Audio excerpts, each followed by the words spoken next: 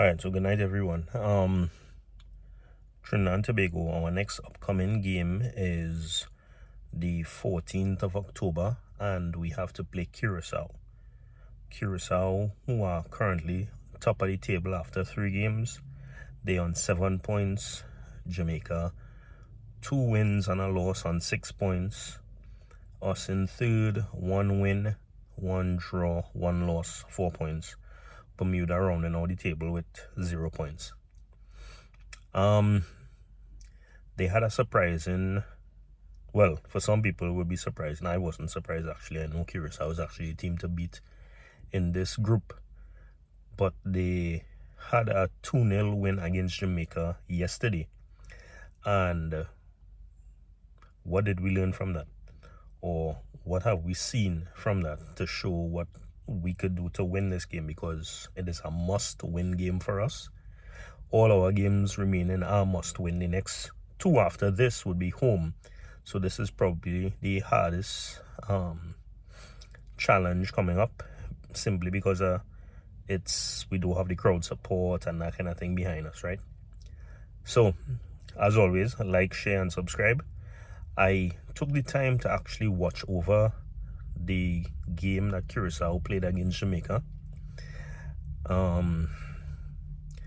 I looked at some podcasters talking about how poorly Jamaica did, but I kind of want to see it in the other direction. I want to talk about how good Curacao played. That is why they got the deserved victory. Curacao started pressing. Now this is a turf. Let's get that out of the way. I saw a lot of people talking about, oh, Jamaica wasn't comfortable playing on the turf. Wherever, everybody had to go and play there anyway. Trinidad and Tobago, we played Bermuda. I think it's turf. When I checked online, one place said grass, but then obviously when I saw the game, it looked like turf, right? And how the game was played, so it looked like turf. So we probably did play on turf in Bermuda, so we should be okay there. That shouldn't really be a factor for us. What we did see is that Curacao is a high press team. They are a team that loves possession. They love to hold on to the ball, and they love to play in the attacking third. Like, their whole team would move up and they could easily park the bus like 30 yards out and just keep moving the ball from left to right and across. Actually, that's how they scored their first goal. They had a ball coming down the right hand side, running at the defender, and then he made a complete 90-degree and went across. Again, this is probably like 20 yards out, and he gave it to, I think is one of the, I can't remember exactly his name, so I wouldn't try to say his name, right? But he gave it to one of the guys who was kind of on top of the box, center of the box, with about 20 yards, and he turned around and saw a player coming in, and he laid it off to him, and he took the one-time shot. So when he took the shot and he looked around, there was no Jamaica player directly around him, probably like within 5 yards, and that gave him the room that he, I guess, needed, and he took it, placed it against Andre Blake, who is actually one of the better keepers in the region. So what that shows is that they will be playing those quick, crisp passes, because I saw some of the passes in the first half and I was like, whoa, how did they even see that pass to make? But again, that is because most of them play in the same league together and probably very familiar with one another. So yeah, they are very active and they love to win the midfield ball. And even a few times when Jamaica got opportunities to go at them, they literally had 7 players in the box. That's to show that obviously they're transitioning fantastic. We know that Jamaica has some fast wingers in Cephas and Tyrese Campbell, but by the time they got there is because it already had about at least 6. I remember seeing a line of 4 and a line of 2.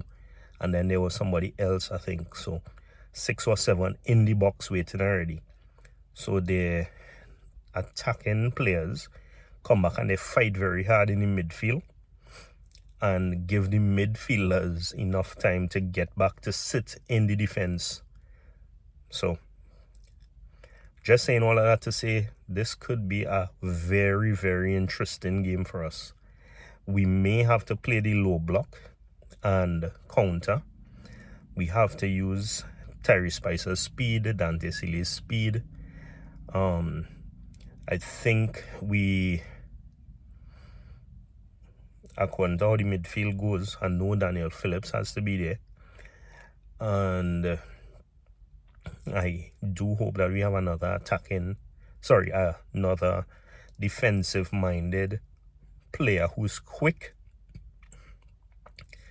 and that person is able to at least hold up the ball, because I see Levi having to do a lot of hold-up work also and leading it off to somebody, whether it be Molino, whether it be Molikan, but he had to get the ball to somebody before he sprayed it to the guys with the width.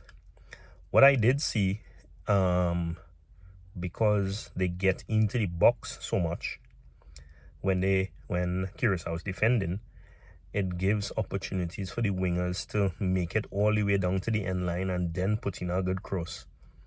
So we may have some inroads there. Terry Spicer, we know that you like to do that. Dante Sealy likes to cut in a little bit when he could. So we'll see how that goes. But I think this game is one for us in the midfield. That is why we cannot go with the same midfield that we played Bermuda. I don't know what is Molino's situation now. I think he's available for this game. He may have to play simply to break up the runner play that they have, because he has this I want to call it a technique, but he has this way about him that he could get himself between the player and the ball and get fouls, which could kind of disrupt the flow of the opposition. So we definitely need that. We need somebody to put in the balls and somebody who runs box to box. Molikan. We need somebody who is ready for a dogfight. We know Darren Payne obviously has to play, because these are the guys that he plays with week in, week out in the Dutch league. I'm thinking I don't want to say it's a 3-5-2, but it's really more of a 5-3-2 with the wingers sitting extremely deep and going forward. Dante Sealy and Terry Spicer, they were just at a dead on the field. You had to pick up that ball in the back. You had to cover, because if the 3 in the back would be Payne, Kobe Henry, and Andre Raymond, you have to pick up that ball next to Andre Raymond and run with it, because Andre Raymond can't leave. He can't step out because they will get pressured. I don't see Josiah Trimmingham playing this game because, as I mentioned, they play very quick, they play very crisp, they sit on the 30 and the 25 and just move that ball around, and he will potentially give away a lot of fouls because he's a bit slow, because he's stocky, and he doesn't like to play with too much finesse. He's a bruiser, he does what he does, but I don't see him in this game. I want to say Jaren Jackie has a part to play in this game also. He may have to come in to solidify the defense if we have to sacrifice an attacking midfielder. So there may be 2 playing in the defensive mid, double pivot. They may just be kind of working that way, he and Phillips. But I do think that we could pressure them. We could play them hard. We could not give them room to take shots. We could frustrate them. and we could grind out a result in this. I'm not sure exactly how we do it otherwise, but I just wanted to share my 2 cents. So as always, like, share, and subscribe, and let me know your thoughts, because I know that you saw the games, you saw Curacao play. This is not the Curacao that we played the first game. I kept saying that this Curacao is a dangerous team, and they are coming into form right now. So how do we defeat them? Let me know in the comments.